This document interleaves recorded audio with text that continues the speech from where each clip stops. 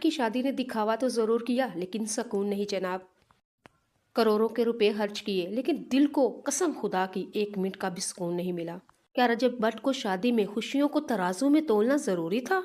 रजब भट्ट की शादी ने गरीबों के दिल चकनाचूर कर दिए, पाश पाश बल्कि तोड़ मरोड़ दिए।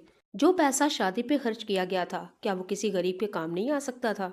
रजब भट्ट ने शादी नहीं की बल्कि बिजनेस किया और दूना चूना किया। रजब भट्ट की शादी पर व्यूज तो क्या, मैं कहती हूँ करोड़ों कमा लिए इस बंदे ने। ये सब दिखावा था, ये बिजनेस था। रजब भट्ट की नई चाल थी, मक्कार थी। लेकिन याद रखे रजब भट्ट, दिखावा चंद लम्हों की खुशी तो दे सकता है लेकिन दिल को सुकून कभी नहीं।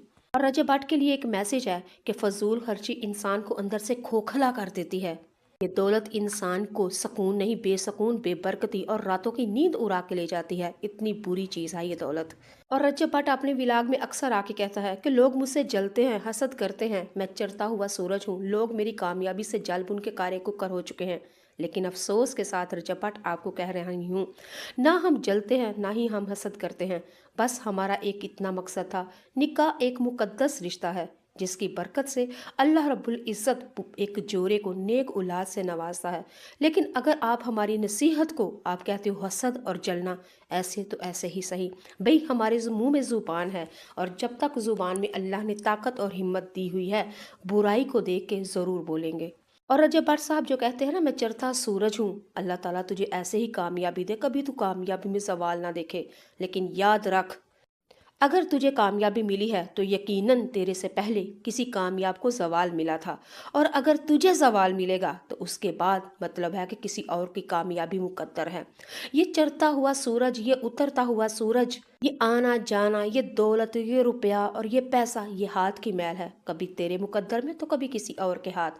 ये डलती छाँव है, कभी किसी के छत पे तो कभी किसी के छत पे जनाब। ये दौलत तो किसी की भी सगी नहीं। लेकिन उफ और बर्बादी है उस बंदे के ऊपर जो दौलत से दिल लगा बैठा और दौलत को अपना आप, जान, तन, मन, धन सब कुछ समझ बैठा। लेकिन एक दफ़ा फिर रजब भट्ट साहब से कहूँगी कि नसीहत कड़वी होती है। चले ठीक है, आप मेरा बात है आपको कहना, आप माने या ना माने, लेकिन ये बार बार मत कहा करें चढ़ता सूरज हूँ मैं, चढ़ता सूरज हूँ मैं और लोग मेरी कामयाबी से जलते हैं। अफसोस, ऐसा मत कहा करें। ये मुतकब्बर यानी कि ये तकब्बुर भरे जुमले अल्लाह ताला किसी को भी ना दे। ये तकब्बुर यजीद में, फिरौन में, शिदाद में, नमरूद में, कारून में था, मुसलमान में तो नहीं होना चाहिए।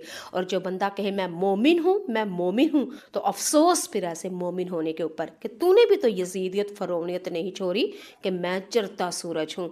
ये जुमला फिरौन का था, नमरूद का था, यजीद पलीद का था।